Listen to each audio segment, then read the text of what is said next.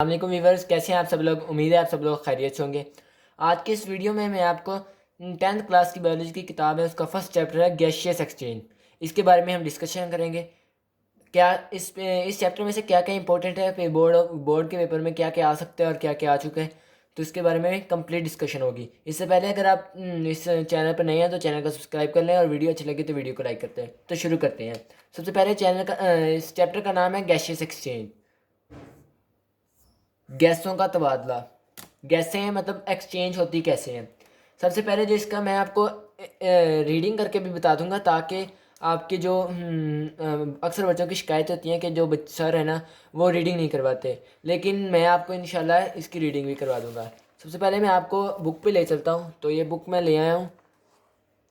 आपको इसमें क्या क्या अहम है मैं सारे निशान वगैरह लगा दूंगा। सबसे पहले ये है सेलुलर रिस्पायरेशन।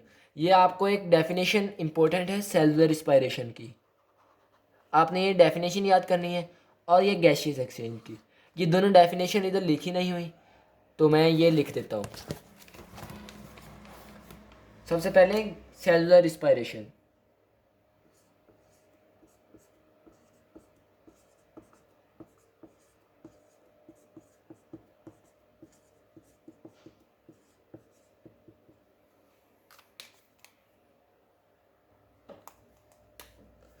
इसकी आप डेफिनेशन लिखेंगे, a series of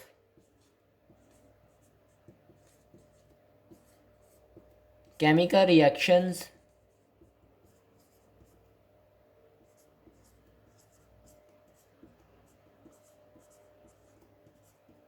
that produces ATP from glucose. ये बात है, ये आपकी यहाँ पे डेफिनेशन कंप्लीट हो गया। लेकिन एक एक्स्ट्रा बात कि during this process CH bond breaks.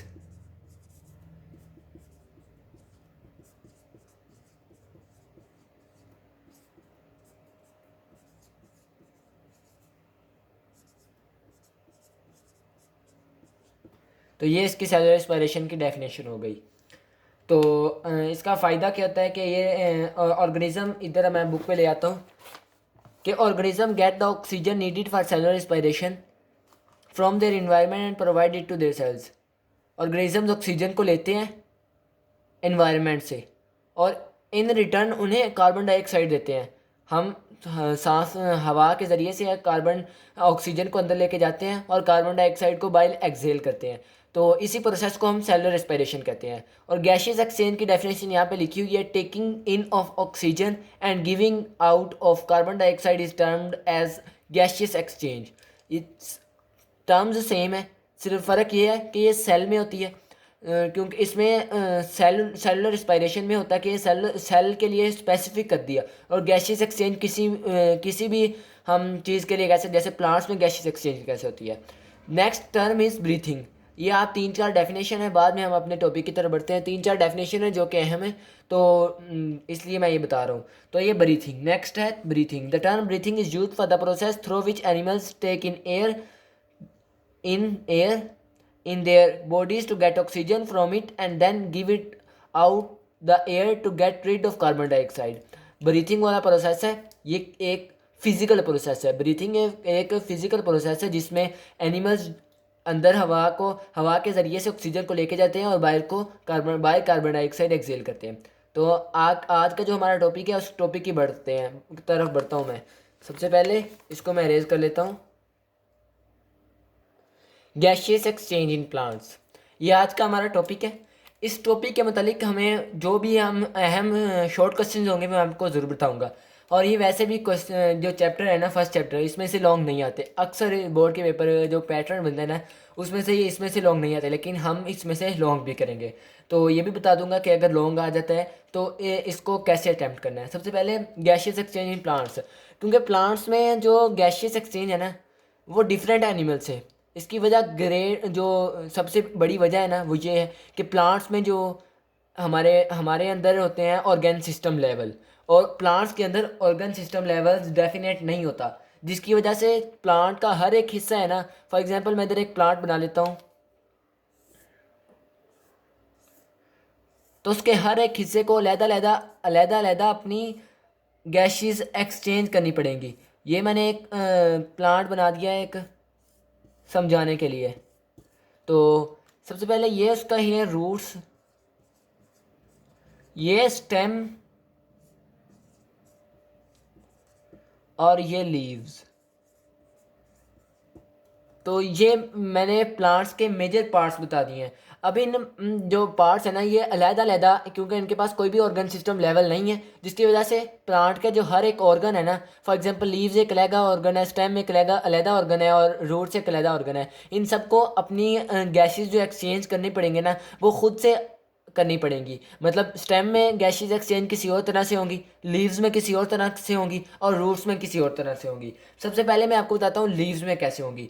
तो सबसे पहले आपने इस जो टॉपिक शुरू करना है ना, आपने ये बताना है कि क्योंकि प्लांट्स में गैसेस एक्सचेंज के लिए कोई ऑर्गन सिस्टम लेवल नहीं होता जैसा कि एनिमल्स में होता है, इस वजह से जो प्लांट का हर एक हिस्सा है ना, वो अपनी गैसेस को अपने अपने तरीके से एक्सचेंज करता है। मतलब अपना अपना ऑर्गन गैसेस को एक्सचेंज करता है। तो सबसे पहले ये आपको लिख के बाद में आप लिखेंगे कि पत्तों में कैसे होती है, इन लीव्स।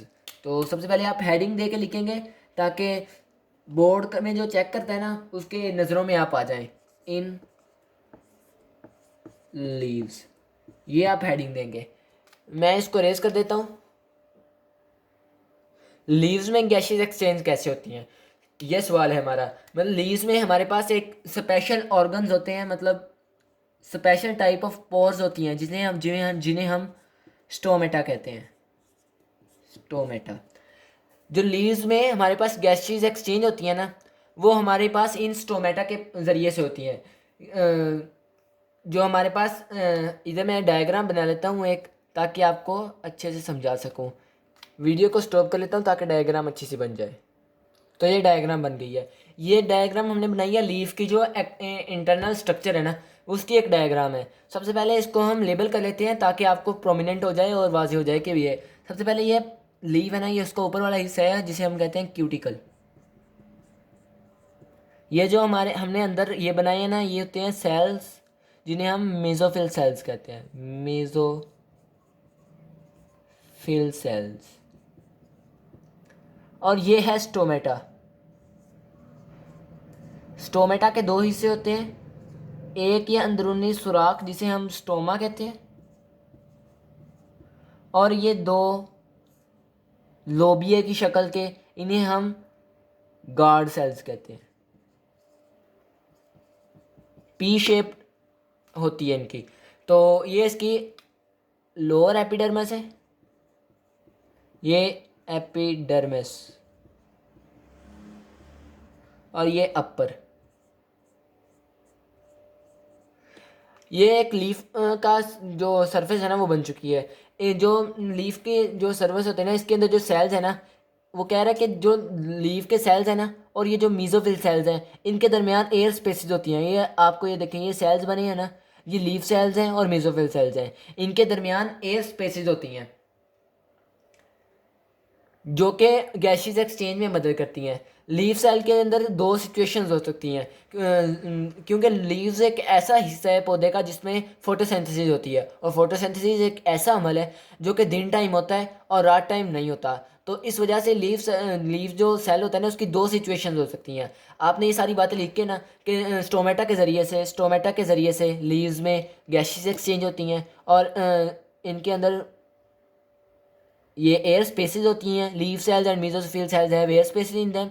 फिर आपने लिखना लीव सेल दो के पास दो सिचुएशन होती हैं, क्योंकि इनके अंदर फोटोसिंथेसिस, बिकॉज ऑफ फोटोसिंथेसिस। इस वजह से आपने इधर लिख लेना है, इन लीव्स की हेडिंग दी हुई है, इधर हल्की हेडिंग दे देनी है, डे टाइम।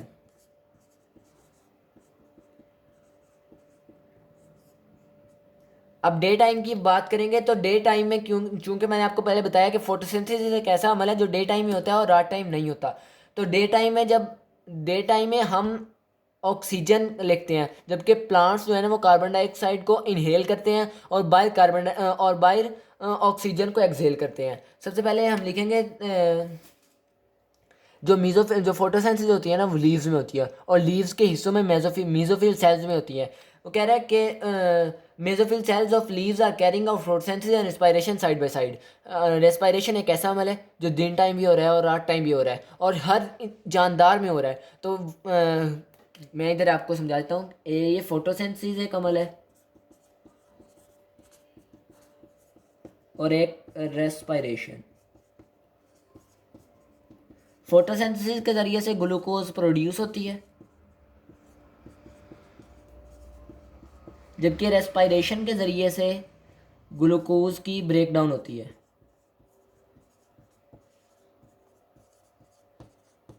ग्लूकोज का जो फोटोसिंथेसिस होती है इसमें ऑक्सीजन प्रोड्यूस होती है, जबकि रेस्पिरेशन में कार्बन डाइऑक्साइड प्रोड्यूस होती है। और ये दोनों एक ऐसे अमल हैं कि इसमें ऑक्सीजन मतलब फॉर्म होती है, इसमें कार्बन डाइऑक्साइड रिक्वायर्ड होती है, और इसमें रेस्पिरेशन में कार्बन डाइऑक्साइड फॉर्म होती है और ऑक्सीजन प्रोड्यूस ऑक्सीजन जो है ना वो इसके लिए रिक्वायर होती है। मैं आपको इसकी एक जो मसावात है ना, जो इक्वेशंस हैं वो मैं लिख के देखता हूँ ताकि आपको अच्छे से समझ आ जाए। ये दोनों फोटोसिंथेसिस और रेस्पिरेशन की जो इक्वेशन है वो लिखनी है, दोनों एक दूसरे के उल्ट प्रोसेसेस हैं।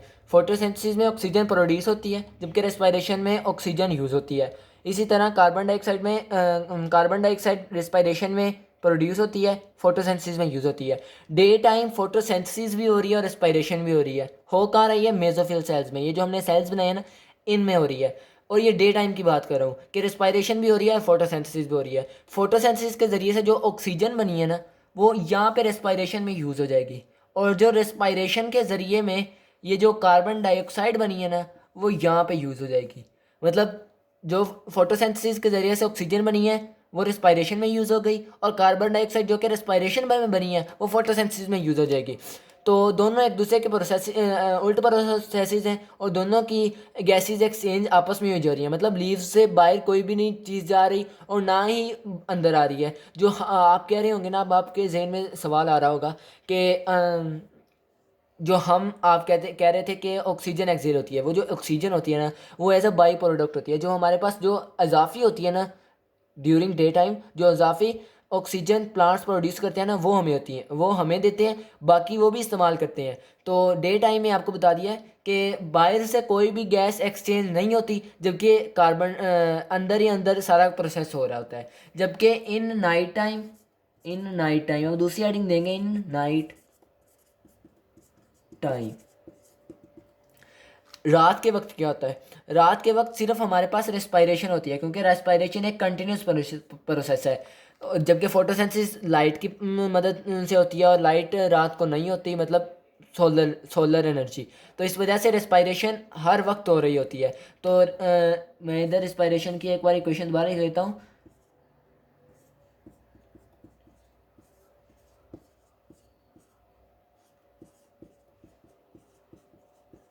ये देखें, रात के वक्त हमारे पास ग्लूकोज टूट रही है, कार्बन डाइऑक्साइड रिलीज हो रही है, लेकिन हमारे पास जो ऑक्सीजन है ना वो हमारे पास प्रोड्यूस ही नहीं हो रही, जो कि हमारे पास फोटोसिंथेसिस में प्रोड्यूस होनी थी, फोटोसिंथेसिस हो नहीं रही। इस वजह से हमें हमें जो रात के वक्त है ना पौधों को रात के वक्त ऑक्सीजन की ज़रूरत होती है। हम कहते हैं कि रात के वक्त पौधों के साए में नहीं लेटना चाहिए। क्यों कहते हैं?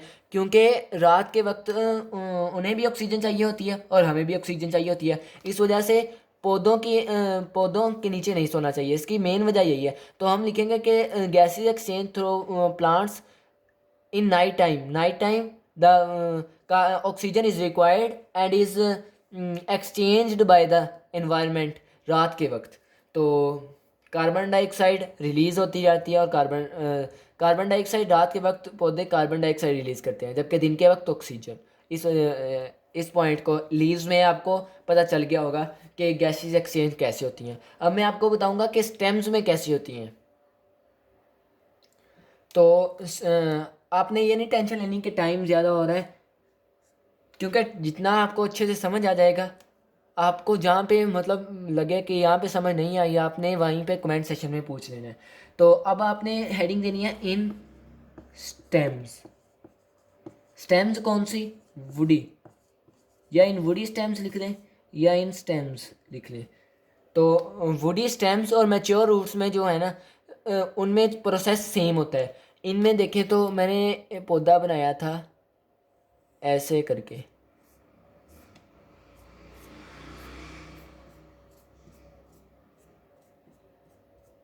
ये रूट्स बन गई और ये लीव्स बन गया। लीव्स में हमने देख लिया, अब ये स्टेम की बारी है। तो इन स्टेम्स में एक और पोर्स होते हैं वुडी स्टेम्स में, जो हमारे पास दूसरे प्लांट्स होते हैं जो मैच्योर नहीं होते, इमेच्योर होते हैं, उनमें ये प्रोसेस अलग है। तो आपकी बुक में वुडी का लिखा हुआ है। तो वुडी स्टेम्स में पोर्स होते हैं जिन्हें हम लेंटिसेल्स कहते हैं। ये जो पोर्स है ना, इन्हें हम लेंटिसेल्स कहते हैं, लेंटिसेल्स कहते हैं। आपकी बुक वाला लिख रहा है कि जो हमारे पास स्टेम्स होती है ना, इनके ऊपर बार्क होती है। मतलब वो हम देखते हैं ना, पौधे को हाथ लगाते हैं तो उसके ऊपर खुरदरापन होता है, वो एक उसका छिल्लड़ जिसे कहते हैं हम पंजाबी में, तो वो होती है जिसे हम बार्क कहते हैं इंग्लिश में। वो वाटर और गैसेस, उसमें अगर हम पानी डालें ना तो वो पानी वैसे ही बाहर आ जाएगा, मतलब पानी अंदर एब्जॉर्ब नहीं होगा। और इम्परवस होता है, मतलब गैसेस और वाटर के लिए वो जो बार्क है ना वो इम्परवस होती है। इसलिए इसके अंदर अल्लाह ताला ने स्पेशल पोर्स बनाई हैं जिन्हें हम लेंटिसेल्स, साइंस की ज़ुबान में लेंटिसेल्स कहते हैं। ये लेंटिसेल्स के ज़रिए से स्टेम्स में या मैच्योर रूट्स में जो हमारे पास गैसेस एक्सचेंज होती हैं। नेक्स्ट है हमारे पास यंग रूट्स। इसमें हमने कहा था in stems and mature roots, क्योंकि मैच्योर रूट्स के ऊपर बार्क होती है जबकि यंग रूट्स के ऊपर बार्क नहीं होती। यंग रूट्स की बात करें तो ये जो रूट्स होती हैं ना, ये सॉइल के अंदर होती हैं। आप सबको पता है जो सॉइल के अंदर ना ऑक्सीजन डिफ्यूज़ होती है, डिफ्यूज्ड ऑक्सीजन होती है। तो ये डिफ्यूज्ड ऑक्सीजन को जो यंग रूट्स है ना, वो ऑक्सीजन को इस्तेमाल करते हैं जो कि सॉइल के अंदर डिफ्यूज़ होती है। बस इतनी सी बात है। और ये जो ऑक्सीजन है ना, ये सॉइल में है और सॉइल उसी सॉइल में से ऑक्सीजन को लेंगे जो इसकी सराउंडिंग है, जो इसके इर्द गिर्द है, जो इसके गिरदो नवा में है। तो ऑक्सीजन जो डिफ्यूज़ होगी सॉइल में वो ये रूट्स लेंगी। अब बारी आती है एक्वेटिक प्लांट्स की। अब एक अलहदा हेडिंग देंगे एक्वेटिक प्लांट्स। कुछ पौधे ऐसे भी होती हैं जिनकी जड़ें जो होती हैं, या वो पौधे सारे पौधे ही ना वो पानी में होते हैं, उनके लिए सिस्टम अलग है। वो जो कार्बन डाइऑक्साइड और ऑक्सीजन को रिलीज़ करते हैं ना, या एक्सेल करते हैं या इनहेल करते हैं, वो सारी डिफ्यूज्ड होती है। मतलब ऑक्सीजन भी वाटर के अंदर डिफ्यूज्ड होती है और कार्बन डाइऑक्साइड भी वाटर के अंदर डिफ्यूज्ड होती है, जो एक्वेटिक प्लांट्स होते हैं। क्योंकि ये पानी है, फॉर एग्जांपल ये हम एक्वेटिक प्लांट लेते हैं तो ये सारा पानी है, पानी के अंदर है। तो पानी के अंदर तो हम सांस नहीं ले सकते, लेकिन पौधे जिंदा रहते हैं, वही जो एक्वस मीडियम के तहत चल सकते हैं। तो इनके अंदर स्पेशल होता है, तो इनके अंदर हम वही ऑक्सीजन और कार्बन डाइऑक्साइड ये यूज़ करते हैं जो कि वाटर के अंदर डिफ्यूज होती है। उम्मीद है आपको इसकी समझ आ गई होगी। अगर आपको इसकी समझ आ गई है तो वीडियो को लाइक कर दें और चैनल को सब्सक्राइब कर दें। अल्लाह हाफिज़, अगली वीडियो तक।